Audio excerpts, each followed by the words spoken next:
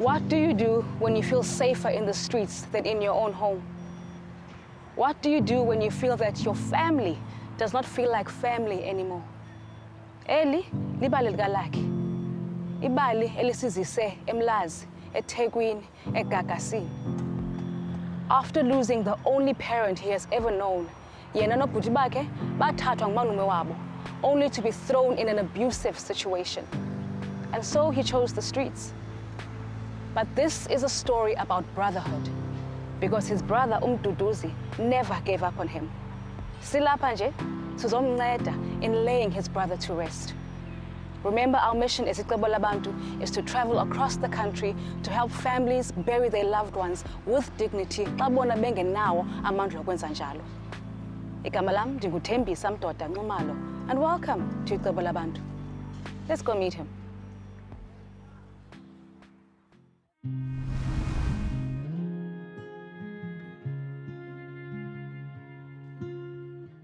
Igama umuntu waKhumalo. Wakhona la ekhaya nala ekhaya kaKhumalo. So imi esengimdala la ekhaya. Yeah. So umfowethu loshile owesithathu mosuka kumina. Fike kube yimi kube khona olandelayo, then yena is the last one kuma wethu. Yabo. So this is a family house. Yeah. So sikhulele khona nje sonke. Ignoma bethu khona nomalume yabo. Then bonke bashona.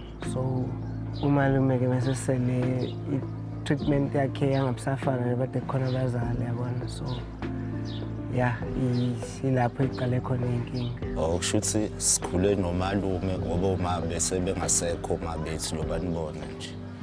So uTshepo sikhule naye hlala naye la.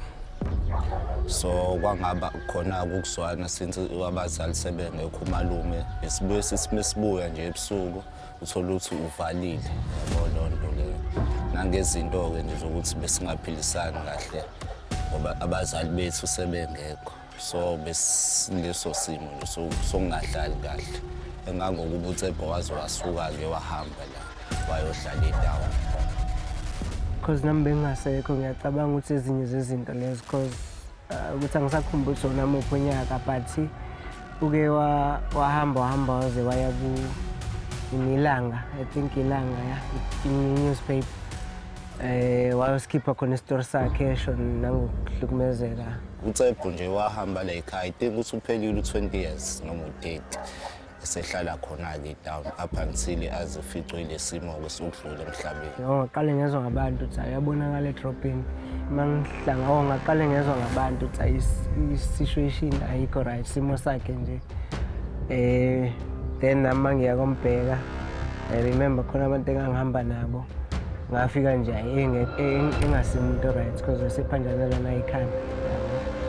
So ngazama ukuthi ngithi ngifuna simthathe eklesi emisesibhedlela walwa nathi yabo. So ngamiyeka ke. Wahamba iminyaka, asimazi wahamba nini. Ngafika bangitshela ukuthi usephoyini. Uke wafika la. Kodwa uma efika akavuma ukungena endlini. Wafika wahlala eminyango. Nokudla bamnikele eminyango nje esabisa nangendlela wayigqoke ngayo. Umfowabo omunye uThwazi wamkhumulela, wamthathela ibhlukwe, wamnikeza nesikipa. Ehlele eminyango wadlela khona wasuka ahamba. Mase ehamba futhi abatshelanga. Bambone ngasihamboni. Kusho ukuthi ke mangifika la ngathi mina ngeke abe nimzame.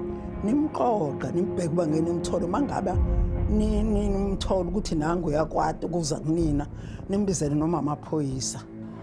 Then ngabuya ngahamba futhi ngazama ngathola bona laba abanye abahlala emgaqweni, samthatha samisa eEdington. On Sunday ngathola imiss call, mangiyibheka le miss call yakho esibhedlela, then if ngiye esibhedlela ngafika bathi hayi no udisappear esibhedlela yabo. Nakhona estadini kwathi hayi ujwayele ukuba la yabo. So ngagcina ngike kanjalo ke ngoba kubhlungu.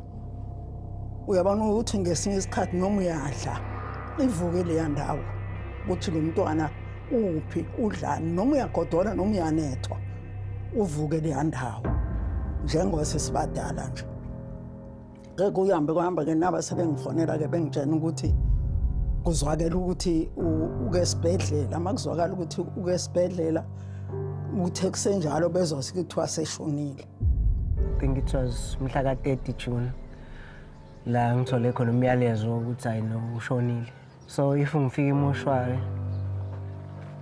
bangicheckele ke ukuthi hayi no yabakhona abantu abawu unknown, then bangivulele the first one hayi ngithi hayi no akusiye, and then the second one ngithola ukuthi hayi uye yabo. Umoya wami wephuka kakhulu, wephukile, usephukile namanje.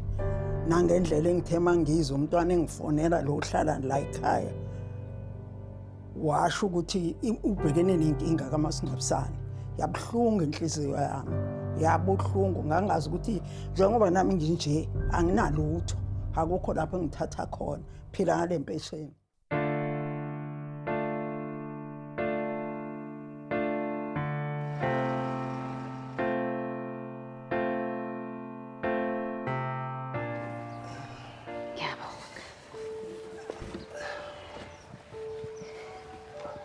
Yebo. Baba. Yebo. Hawu nsizwa, ngizwile ngento enehlele la ekhaya. Ngokuzwa kwami uwona omdala la ekhaya. Yebo. Iniphethe kanjani lento kaLucky baba? Zosho ukuthi ngiphethe kabi because nje bengizama nakwezinye inkathi ngibuye ngihambe ngombheka ngimthengele ukudla, ngicela ukuthi sibuye ekhaya. Yabo umuntu athi hayi no uzobuya eze ekhaya yabo because futhi bese mentally disturbed yabo. Yeah, so sometimes ukukhuluma naye abe nokukulwisa yabo. Yeah, so masocabanga ukuthi ubukwenze konke wena okusemandleni akho ukulungisa izinto, or do you still feel guilty njengobhuti wakho omdala? Yeah, ngizosho ukuthi half of me feel like guilt, half of me futhi yabo no hayi ngizamile yabo, but I think nakho mhlawumbe ukuhamba kwami It's okay. Let's kiss.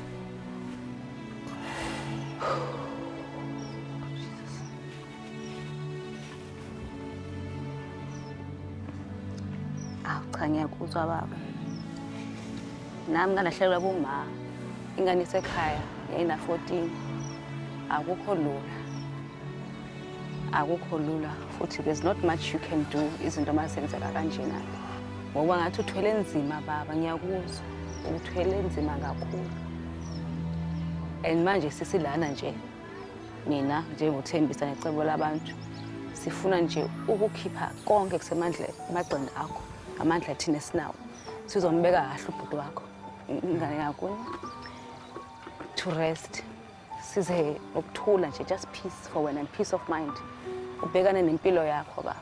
Because dala ubhekene nempilo zabanye abantu. So ngizocela nje wena ukuthi usikhulule senze umsebenzi abe muhle. Ngicela nje ukhululeke and not worry too much. Sesikhona thina manje. If with your permission ngicela ukwenza njalo. No, ngiyabonga, ngiyanikeza imvume ya. Nincede. Yebo ke. Phefumula baba, ngiyacela. Cela uphefumule. Kumnyama nje ngoku kodwa kuzawukukhanya. Noba izinto bezinjani na. So uzokwazi ke baba ukuhamba nathi siye branch siyolungisa izinto sizongifihla kahle. Uzohamba uyi-1 or kunabo abantu ozohamba nabo? Ngiyacabanga bakhona abanye mhlawumbe bazothanda ukuhamba singahamba. Ufuna ngikunike ithubanyana bese siyahamba. Yeah, ngakhuluma nabo. Bakoleka. Okay, ngakhuluma nabo ke.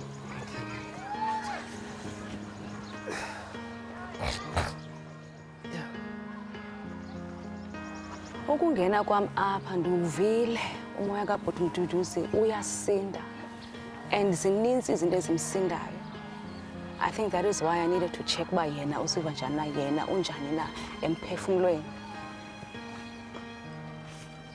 Ukusweleka komuntu omthandayo is not just the physical aspect of them being gone. The consequences of it all is bigger than anything that you can ever imagine. Aba abantu abahleli apha who are still above the ground and not below it need support, they need love, they need caring, and they need to know ukuthi bona bajongiwe as well. So as we go on this journey, sidibanisa konke sokudibanisa to make sure that ulakhi simbeka kahle ngesidima, we have to support those that are still here as well.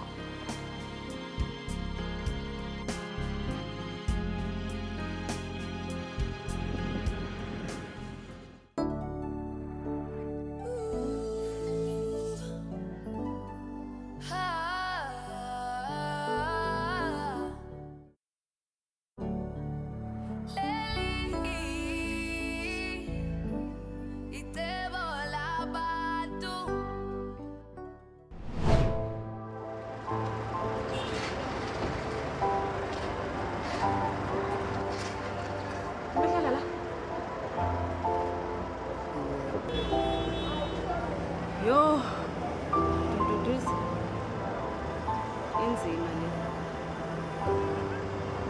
Impilo beyiphila le. Yeah. Engafuni ekhaya.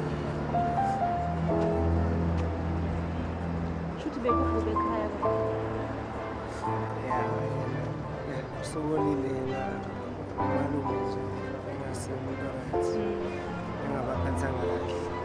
So kushuthi mayefika estradini afika athola ifamily. Ngabona ukuthi yena right. Because ifubuka nje most yabo bayasupportana balike ifamily. Yeah. Bayasupportana, bayakhuselana. Manje bavuka khona la, balala khona, bageza khona la. I'm sure khona ama-drugs futhi.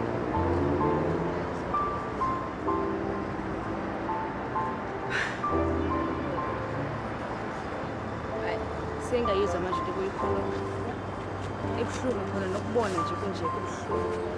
Yeah, ubona umuntu alinesimo. Yeah. Okay-ke baba. Okay, ngithi-ke asihambe siye ebranchi. Siyolungiselela konke. Sizokwazi ukubeka kahle. Ngoba manje soyazi ukuthi akasoze aphinde kuyele kuleyo sikhathi. Nangona ngasekho-ke, at least then sizombeka ngezotha. Yeah.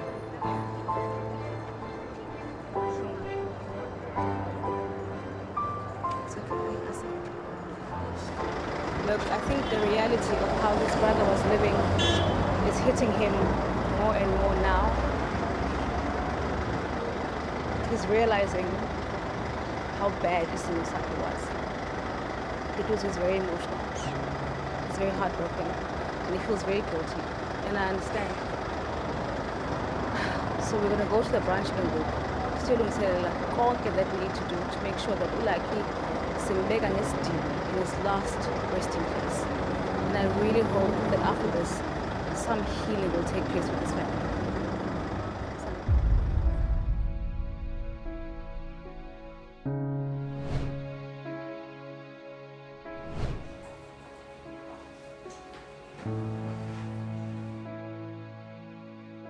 Oh, igama lami uSusukane Mhlongo, funeral planner la eCebo lethu.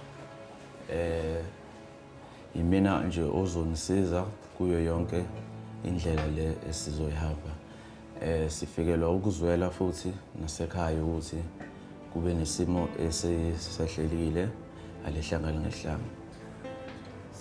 La ekhaya sithe sucebo lethu necebo labantu asike sinifake isandla sinisize ngokuthi sifihle isihlobo sethu ngesizotha. La ekhaya sinama packages sine package esizokwazi ukuthi sinisize ngayo ukuze sikwazi ukufihla ilunga lasekhaya ngesizotha. I-package esinayo ibizwa nge-RST casket. I-RST casket izinto enazo ukulandwa komzimba, ugcina emakhazeni, uyageza ugqokiswe, kunembali ezohlobisa ibhokisi, isiphambano sakhonkolo, imoto yomngcwabo, isithombe esikhulisiwe, phinde sihlobise nala kuzokwenzela khona inkomo. Ofisa ukuthi afihlwe kahle and yeah, I think into naye bengayithanda le yenzakalayo because njengoba ngisho ukuthi bewumuntu kahle kahle before ahambe, bewumuntu oyithandayo kahle kahle and ngizothini bethanda ukunakwa.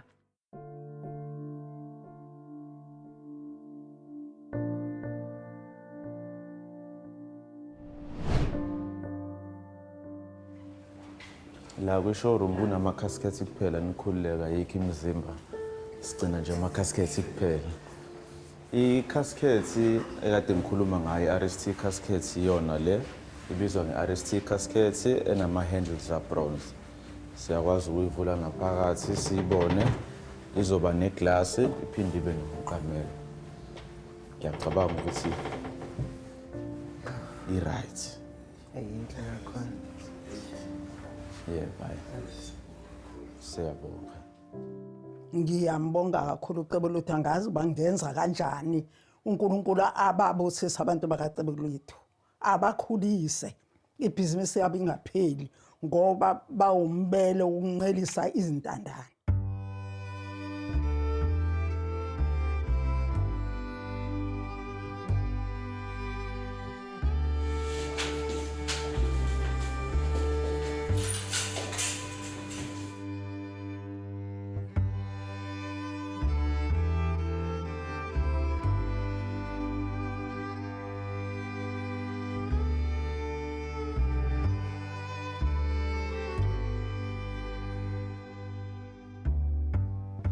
Today was about more than just amalungiselelo okubeka amathambo kaLucky.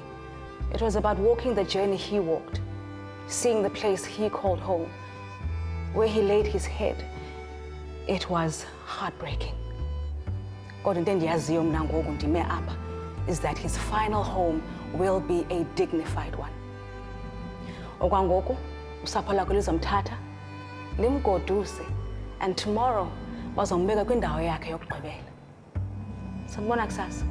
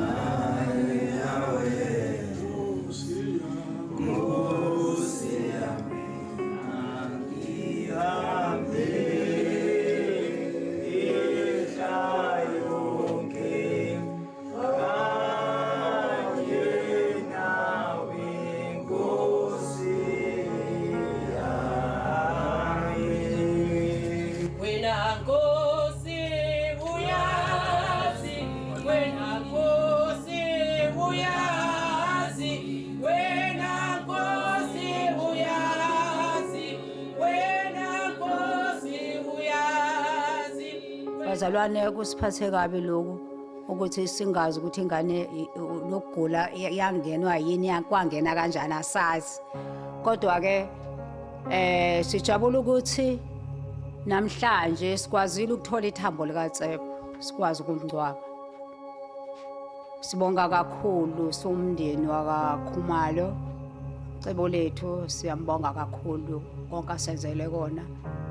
Sibantu nje manje ungathi sibelungu kodwa uNkulunkulu usisize singelutho, asitakula uCebelethu singazi ukuthi sizothathana isihlanganise nani. Cebelethu wasenzela yonke lento ezoCebelethu. Bazalwane thina bakaKhumalo siyabonga kakhulu nje, siyabonga kakhulu ngoCebelethu usizile.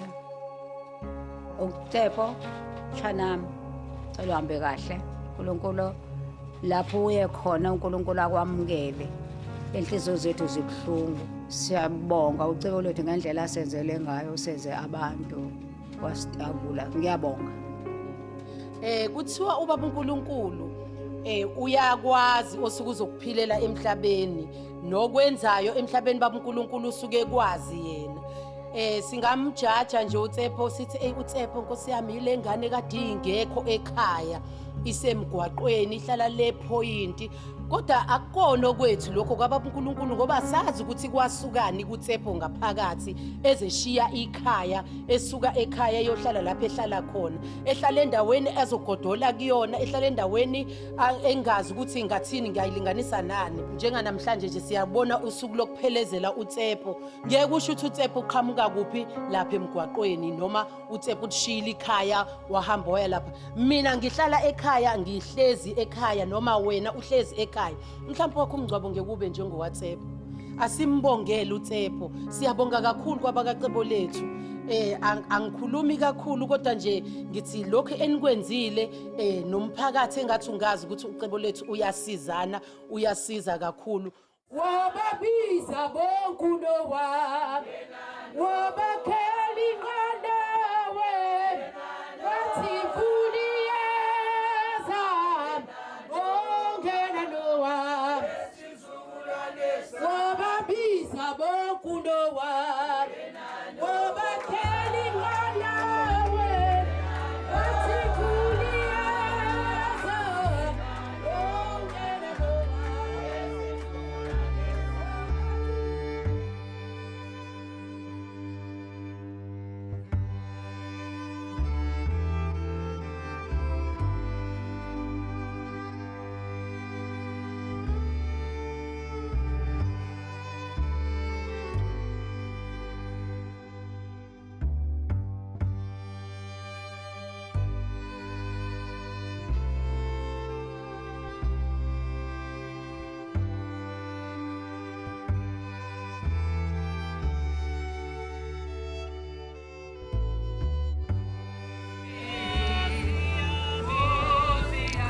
Uthuli lubuyela emhlabathini njengokuba lwalunjalo umoya ubuyela kuNkulunkulu owawunikayo. Amen. Amen.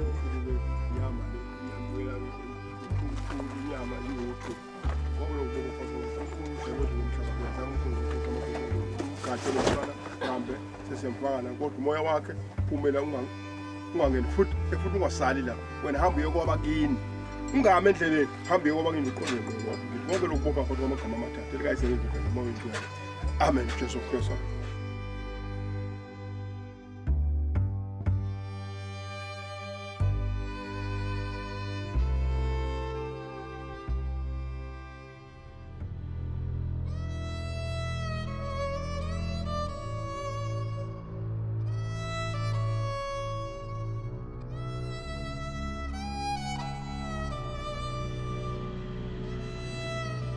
Yebo babantu.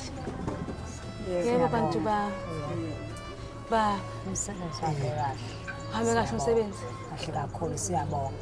Besanqoma ukuthi bengathi Konke kube nesizotha. Ngicabanga nesizotha. Bengathi ingcwadi esikhulu esithize nje. Besincoma sona ngithi. Inkosi isikhulu nje esithize. Kumele wonke umuntu kumele afihlwe ngesizotha ngothando. Ya, sikhathala ukuthi ubani kodwa kumele.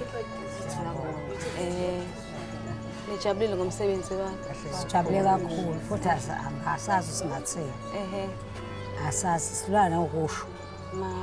Singathi siyahluleka ukubonga. Isandla lesidlula ikhaya. Yo. Sengicabanga nina ke manje ngoba nahlezi nibhekana nabanye abantu ukuthi bona ba right yini. Nina ni right yini? Nina nidlile yini?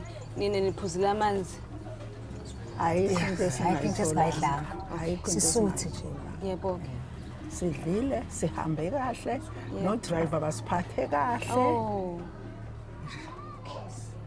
sithanda ukubonga nje kakhulu ninonke nje icrew icebo labantu icebo lethu nje nisiphathe kahle. Yebo baba. Sizibone siyikhulu even singena ema-offices akacebo lethu. Ya lehle siyibona yenza kwabanye abantu enze.